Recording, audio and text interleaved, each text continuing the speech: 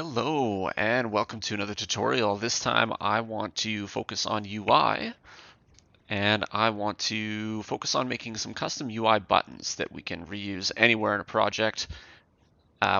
We'll begin by setting them up the same as Unity's buttons, same events and everything the same, which will take about 2 minutes. Well, maybe 5, we'll see. And then after that, we're going to look at really kind of going crazy on making them look good and having some cool transitions to the hover states and the click states and all that good stuff that makes UI interesting.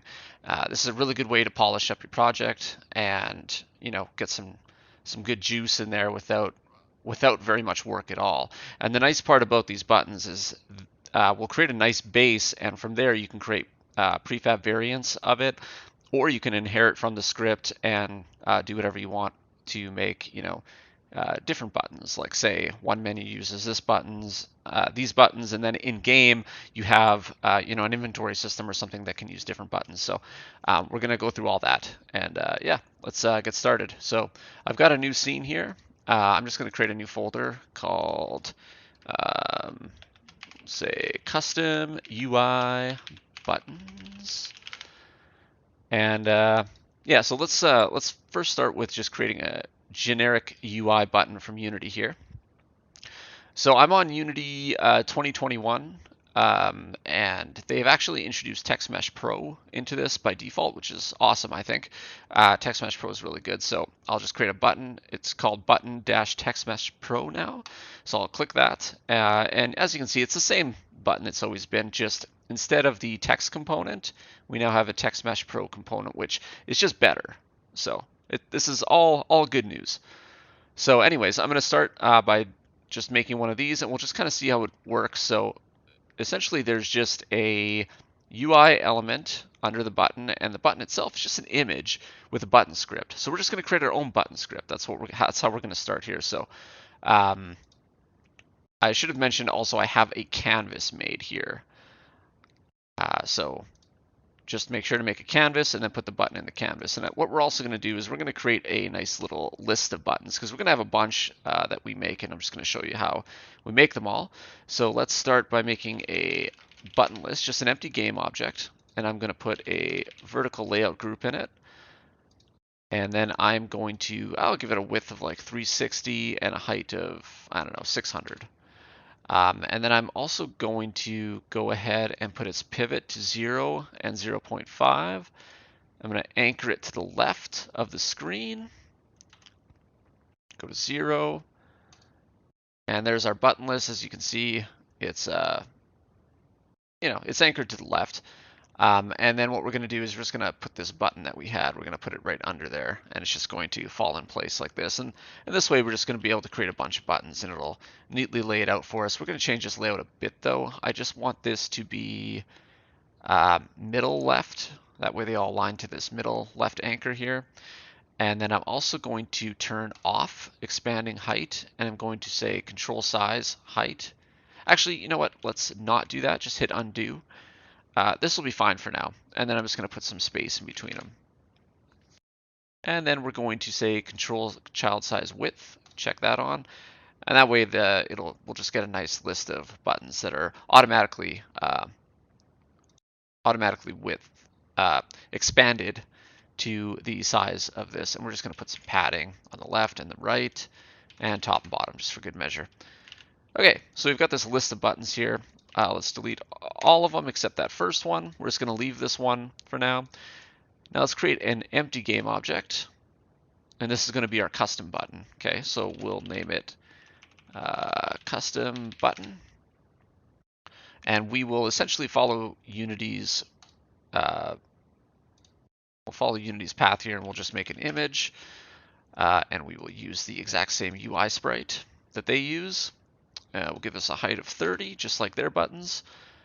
And there you go. You have the base of the button, right? You have the background of the button. So now we just need to add a text.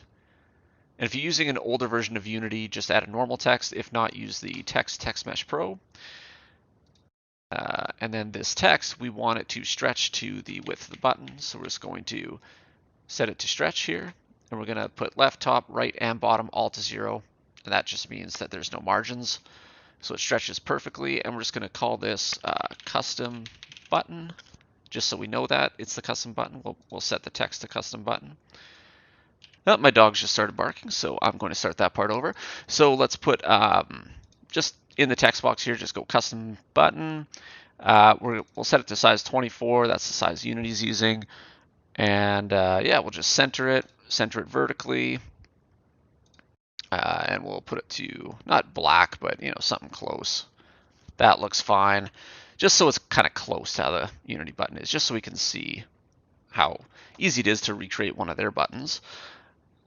Now the only thing that's missing is the actual script that runs the button. But we're going to create our own. So we're going to go back to custom button here. So this is our custom button. This is our button. I'm just going to hide this for now. So our custom button needs a script. And the script has to do a few things. It has to take care of transitions when we hover and click on it. It has to take care of actually triggering an event when we click on it. And we have to be able to add an event to the button. So let's go create a script over here in our folder.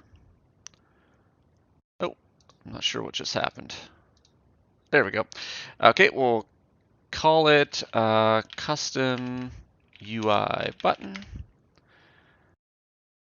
Wait for it to do its thing, and we will add this script to the custom button. And let's open up the script.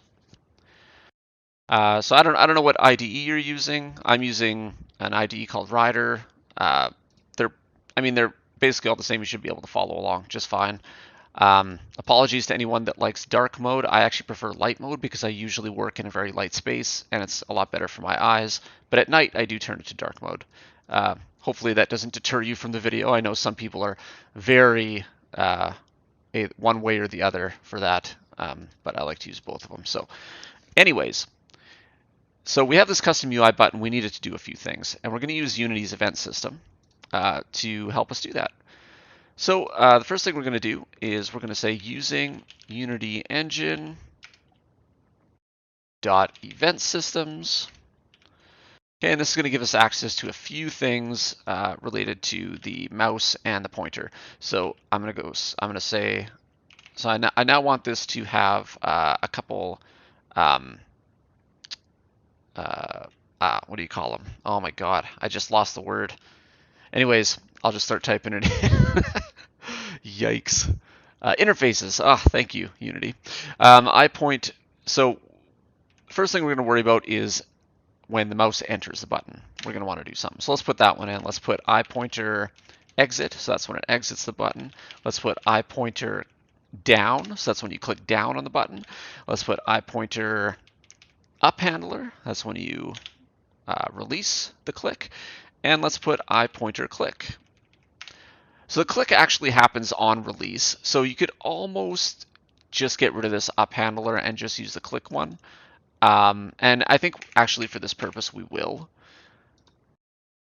But you could use that as well, because in cases where, let's say, you have an object on the UI that you don't actually want to click, or you don't want anything to happen on click, you just want some, you know what, I can't think of a good time where you'd want to use that, to be honest. I'm sure there is, but anyways, we're not going to use that. We're just going to worry about the click and the down, because the up and the click are basically the same thing. So we got that. Now we've got this nice red underline here. Gotta love when you have that. In my IDE, I can just go implement missing members and it will do it all for me. If you don't have something like that, I actually don't remember what Visual Studio can do. Or mono behavior. So if you don't have that, you just have to unfortunately type these in.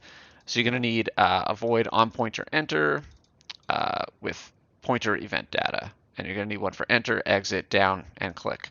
So you can just pause and type that all in, or put that in some way or another. We can also just get rid of the start and the update here. We're not actually going to need any of that. So on pointer enter, you guessed it, just triggers when we enter the mouse. So let's just print something so we know that this is working. entered. And I'm going to put the same thing in for all these, except I'm going to say exited. I'm going to say down, and I'm going to say clicked. Now let's go back to our custom UI. Just refresh the scripts here, or rebuild the project, and let's go. And we already have the custom UI button on this button. Let's just hit play and see what happens. So here's my console window down here. We should see, yeah, entered, exited, so that's good. So I got entered, now I'll click, it says down, and if I release click, it says clicked. Perfect. So we're golden. So those events are triggering no problem. So we can just delete these. We don't really need them anymore. I just wanted to show you that that actually works. Now the second thing we need to do is, you'll notice if I go back to Unity's button here, they have this nice on click, and you can add events to this, right? I also want to add that on my button just in case someone that's working on my project wants to trigger an event that way. I prefer doing it other ways, but this is a good way as well. So I am going to replicate that because we want to have that. And then after that's done, we will at least have a base button that is the same as Unity's, and then we can expand on it from there. So let's just do that quickly here. So to do that, I am going to create a public class called, let's say,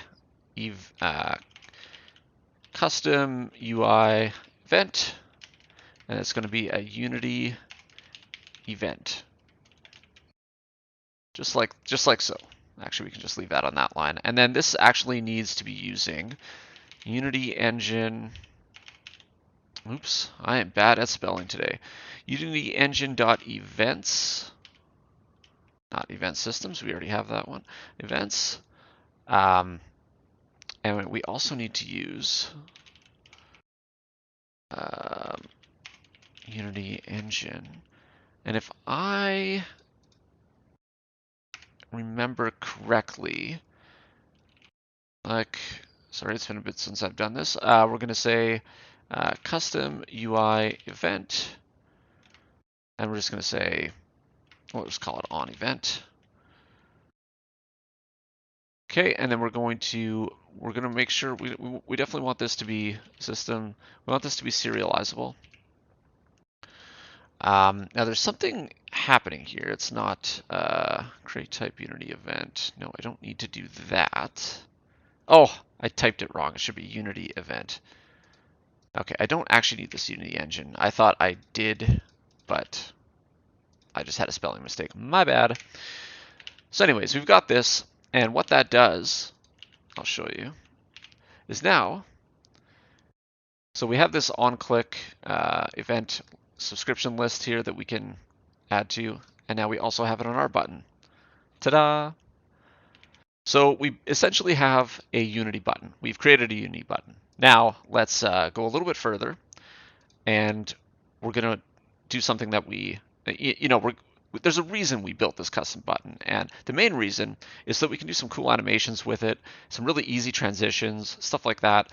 And then we're going to go ahead and we're going to take that we're going to make it a prefab, and then we're going to be able to create prefab variants that have different transitions using the same script, or we can inherit from this script and do the same type of thing. So first thing we're going to need is, I'm going to create a coroutine that is going to handle the transitions, and I'm just going to say, I'm just going to call it transition. Okay, and what's going to happen is every time these are triggered, it's going to trigger this transition coroutine that I have, and this transition coroutine is going to take in a bunch of variables, and we can make those variables whatever we want. I'm just going to put some random ones in. I'm going to say size is maybe something we want to affect, so I'll say vector3 size. I'll say new size. We maybe want to transition to a different color, so I'll say color, new color. And that's probably good for now. Possibilities are endless, right?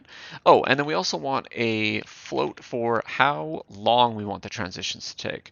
So we'll just call that transition time. Okay. And then what we're going to do here is we're going to create a new float called timer, and we're going to make that 0. And then we're going to create a vector3 current, we'll say start size, and that is equal to, you guessed it, the start size of the button before the coroutine starts running, or I guess right at the start of the coroutine. So we're just going to say transform dot local scale. Okay, and then we're going to say a color, start color equals, and this we actually don't have set up yet. What we need to do is we have to get the actual button graphic in order to do that, right? So we're going to set up a public image here, because that's what the UI uses. So it's using an image, so we need to make sure that we're using Unity engine.ui. Wow, my spelling is awful today. I am so sorry about that. Unity engine.ui, and then we have this image here. It's a public image, so we can assign it in the inspector, and we will call this, let's just call it background graphic. Okay. So the start color of this coroutine is equal to the background graphic.color. And what we're going to do here is we're going to set up a while loop. We're going to say while timer is less than transition time, and then we're going to run a loop. So we're going to say transform dot local scale is equal to vector3 dot lerp vector3 dot lerp, and we're going to say start size to new size, and we're going to say we're going to say timer divided by transition time. This is going to get us kind of a hard linear animation, but we can change that later to a smoother one. And then we're going to say background graphic dot color equals color dot lerp. You guessed it, the same thing. So we're going to say start color, new color, and we're going to say timer divided by transition time. And so that's all great, but we have to run this every frame. So at the start of this loop here, what we're going to do is we're going to up the timer by time.delta time. Okay, so that's every frame. It's going to, the timer is going to increase by however long the last frame took. And then we're going to say yield return null. So that's just going to not run any of this code until the next frame. So basically you have this little loop happening of the timer going up and then this stuff reacting to the timer. And that's it. That's all the transition is. So now on pointer enter, we can say start coroutine transition. And then we can give it a new size. So let's say new vector3 1.1f, 1.1f, 1.1f. So that's just expanding it. So 1 is what it's starting at, right? Well, I shouldn't say that. It might not be, but this is what we're going to expand to. Okay. So it's at 1 right now, and we're going to, on pointer enter, we're going to expand it to be 1.1 instead. So it's going to grow a little bit. And then we need a new color. So let's go with color blue. And then we need a transition time. Let's say 0.25 seconds. So less than a second.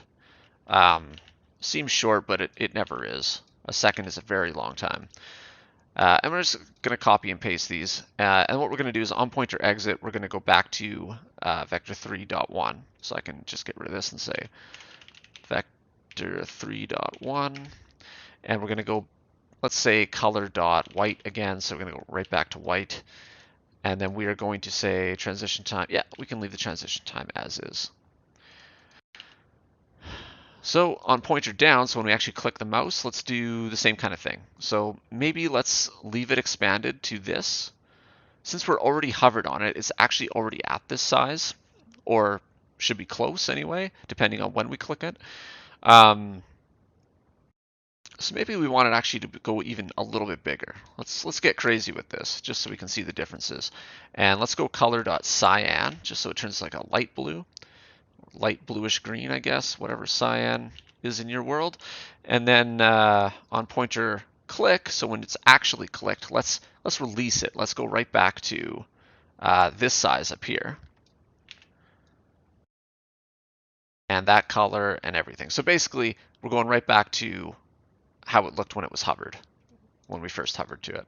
So let's see what happens when we check that out. Okay, so I have to assign this graphic first, so I'm just going to go ahead and assign, oops, that's not what I wanted to assign. I actually wanted to assign the image of the custom button. Okay, and I'm going to hit play, and hopefully this works. It is working. You can see that. And when I click it, now there's, yeah, it's working really good.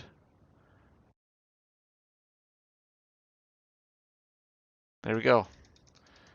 So that's a good way to create a custom button with kind of custom animations. So pretty simple, right? Let's just make sure that our event is working, our event system here. So let's create another new game object. Let's create a image. We're just going to throw it in this, right in the middle of the screen here. I'm just going to call it test image, and we're going to create a really quick script for it. I just want to make sure it's working. So I'm going to say UI test item. Doesn't really matter what it's called. We're not going to keep it. I just want to make sure that it works. Okay, we're going to put that test item script right on this test image that we have. We're going to open it up.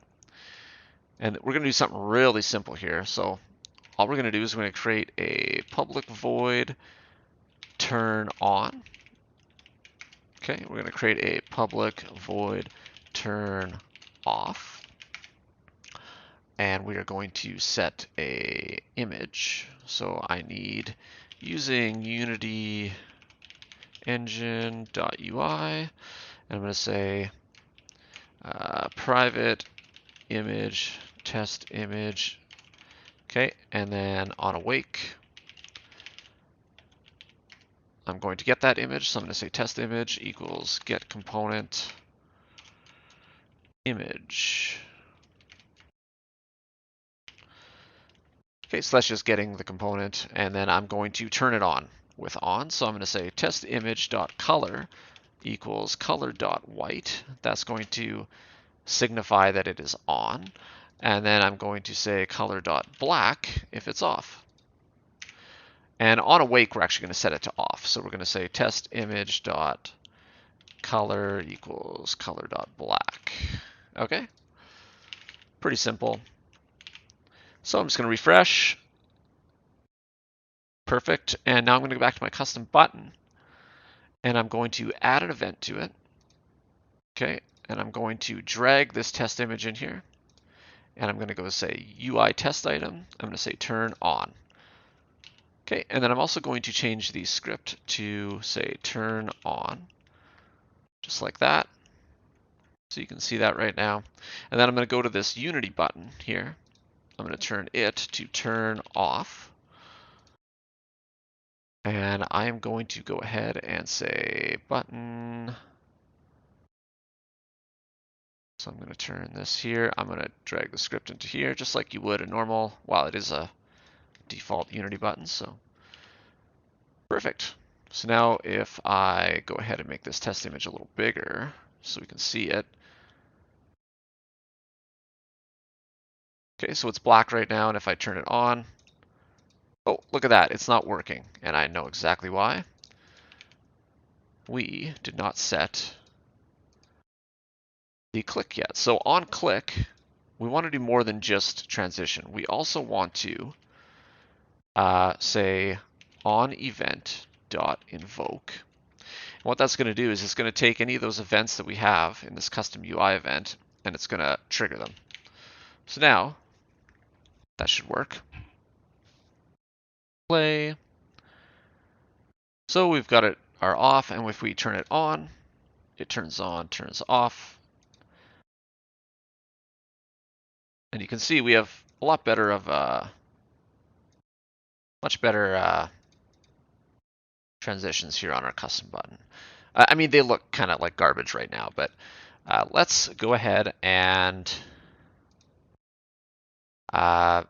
create a prefab out of our custom button. So I'm just going to drag it over to this custom button folder to create a prefab. And let's go ahead and, just so we can see this a little better in the game, let's go ahead and make this like 600 wide, 900 tall or something. I'm using a 1920 by 1080 canvas, just FYI, so things might seem a little bigger. And let's go ahead and make this button a different height. Let's go like 80. And we'll make the other button a little higher as well. Turn on. So now we can see it a little better. If I push play, see it's just more obvious.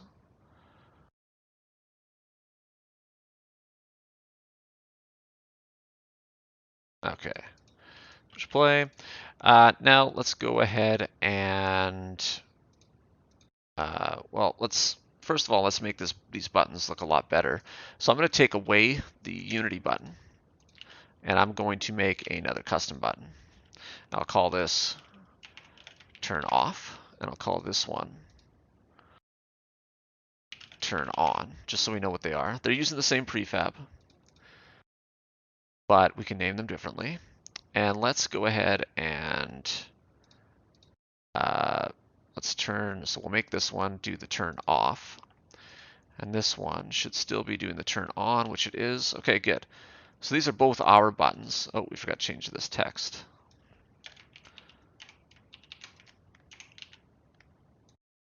Perfect.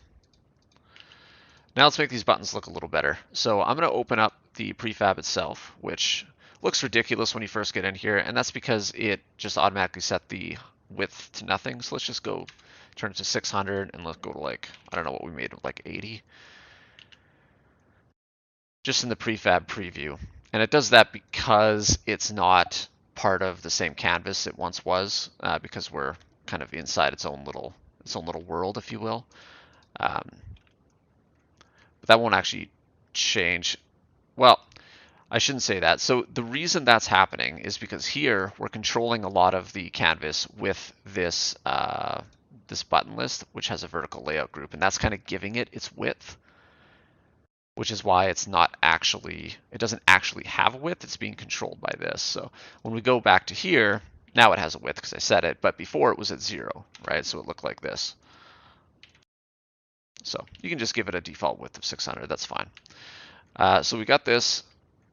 Turn on. Looks great. Everything's great. We obviously want this to look a little better. And a lot of that's just up to you and what you want to do in your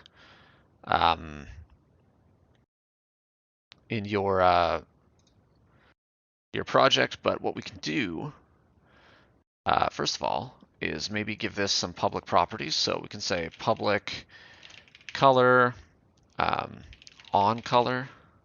Now let's say hover color, public color, default color, and we'll actually move this up above this. I just like to keep everything nice and tidy.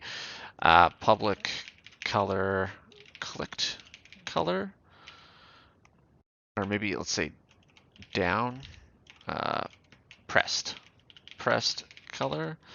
Okay, so we got 3 colors there. Public vector 3, default scale.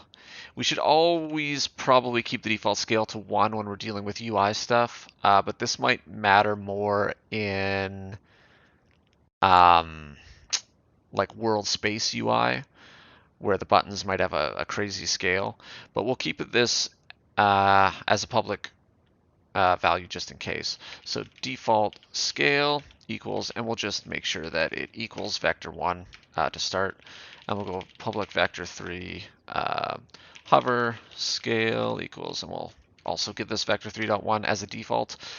Public vector 3 clicked, or what do we call this? Pressed scale vector 3.1 as well. And then what we'll do is we'll just replace these, right? So we'll go default scale. Do that on pointer exit, right? And we'll do that also, I think that's it. And then we'll hover scale we want here. And press scale we want here, right? Because that's when it's pressed, is pointer down. And then on pointer click, we want it to go back to the hover scale. There we go. And now we can do the same for colors. So default color will be right here. And this will be hover color. And this will be pressed color down here. And we want hover color back here as well. There we go. So now when we're on our button, let's go back to our scene. And when we're on our button, we can see that we have all these colors, right? So the default color is black, which probably wasn't a good choice. So I'm actually going to go ahead and make this default white. Because if it's default black, that means we're going to have to change it on every single color. And I'd rather just not have to do that. So we'll leave it as a default color of white. These ones won't change because it's kind of already serialized in there. But if we go to our custom button, we can see that it's white. So we just have to change the ones in our scene. So let's go the default color of, let's just go like a, so this is the off button. So let's make it like a kind of a darker red. And then the hover color will be a lighter red, just to kind of highlight it. And then the press color will be an even darker red. Something like this. And then for the hover scale, we want to do the same thing. We're going to go 1.1, 1.1. And for the press scale, we're actually going to go, we'll maybe leave it on 1. I don't know, see what happens there. Okay, and then for the turn on, we want it to be more of like a green. Something like that. And then a lighter green when you actually hover. And then a back to darker green when you actually press. And then we'll do the same thing here. And that should be it. We'll change both these text colors to white. This is going to look weird if it's black. I'll show you. So push play. Oh, something's wrong. And I know exactly what it is. This is actually kind of an annoying thing. There's good ways to fix this, but let's just make sure that you know that you have to put the alpha up. And the reason that is because you might want to fade a button, right? Like if it's, say, you don't want it to be usable, for example, which we can also do. So, and we probably should because it's part of the normal button. So now I'll hit play. And you can see it doesn't actually change until we hover it. And the reason for that is we have to do something on,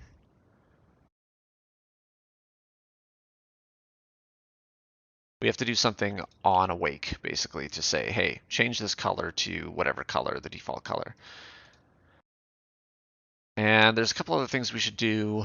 So that's one. And then let's make a public bool button enabled, and we'll make sure that that's true by default. Okay, and then what we're gonna do is we're gonna say private void awake. So we're gonna say background graphic dot color equals default color. Background, we're gonna say transform dot local scale equals default scale. Okay, and we're also going to say if not button enabled. So if the button is not enabled, whoops, didn't mean to open that. Actually, we're going to put that up here. If button is not enabled, then we are going to go ahead and give it a disabled color, which we will need to define here. So public color disable, disabled color equals color.white. We'll just actually let's go like gray or something.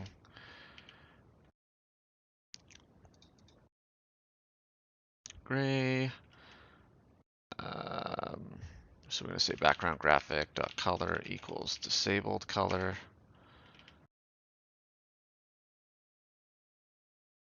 Else it's going to be this.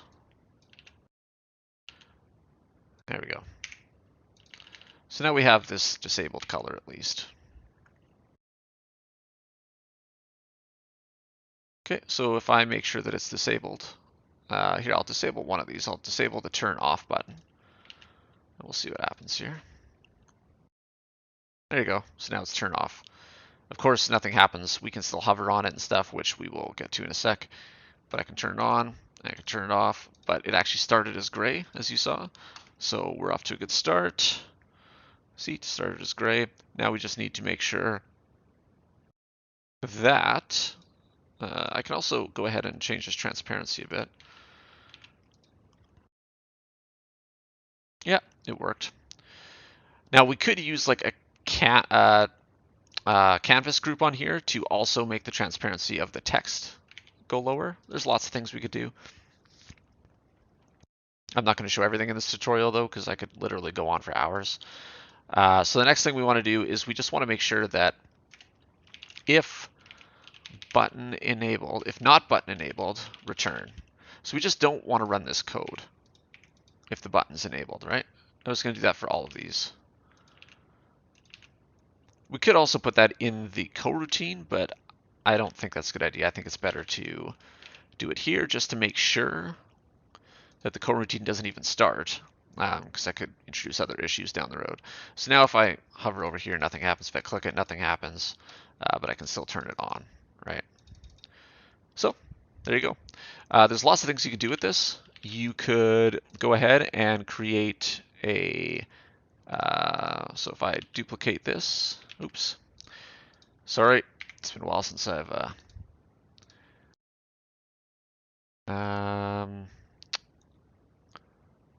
I'll just copy it and paste.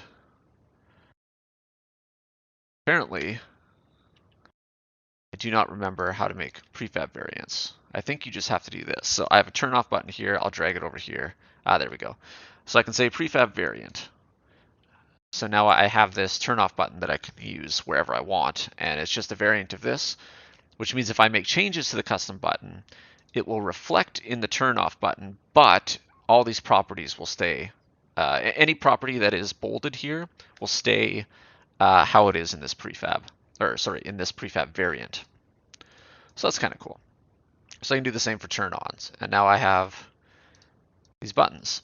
Another thing we can do, one more thing before we end, is I can go back to the script and I have this custom UI button now. Now let's go here and let's make another script. Let's say a C# script, and we'll call it custom UI inventory button. Let's say we want these to act a little different than the custom UI button. Well, we can simply inherit from custom UI button. Okay, and if we have no code here, it will be the exact same script. It will just do everything that this custom button does. But we can do, let's do something different. Let's say, here's a good example. Let's say we want to do a public, one sec. So we've got these public pointers here. Let's go ahead and make a public override void on pointer enter handler.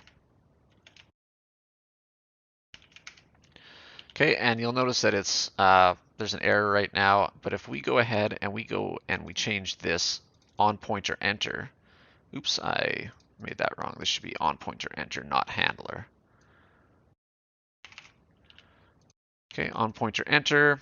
And if I go ahead and make this a virtual void instead of just a normal void, then I can override it right here. Override void on pointer enter, and I can say I have to also pass in the pointer event data here, I believe. And I have to be using Unity Engine dot event systems. Okay, and then if I still wanted to run the code in the on pointer enter in the custom UI button, I can just say base dot on pointer enter, and then pass in the event data from this. And then it's just going to grade this whole thing out because basically it's saying, hey, you're not doing anything special here, so we're just going to use the other code. But after that, I can say, just for an example, I'll just say print, this is only happening on the new script. Okay, and then I'll go back here. I will give the turn off this different script. So I'm going to take custom UI button off. Okay, we can just leave it like that for now. And then I'm going to take the custom UI inventory button script and put it on here. And notice how it has all the same properties. So I can just kind of do this again. I know it won't look the same, but close enough. The difference here is that when I hover over it, it's going to show me that print that I had in the console just because it is using, oh, we have a null reference, so we don't actually, it's not working yet. Ah. Oh, I see what's happening here. I forgot to assign the image. My bad. Okay, now if I push OK. So I still have this turn off button, but I also get this here. This is only happening on the new script. And if I hover over turn on, that doesn't happen, right? Because I'm using a different script, it's just inheriting from custom UI button. So there you go. There's a whole bunch of stuff you can do there. I highly recommend doing this in your projects just because you have so much more freedom if you have everything on a custom script. And you can do a lot more with animations, as you've seen. You can, link to the text and do text animations. You can, there's limitless possibilities you can do with a custom UI button script. And it's very simple. It works with all on-screen UI. It's a little trickier to get this to work with a 3D button, in world space, but it is quite simple. I could make a video on that, and I might later, but we'll see. Anyways, until then, goodbye, and hope this helps.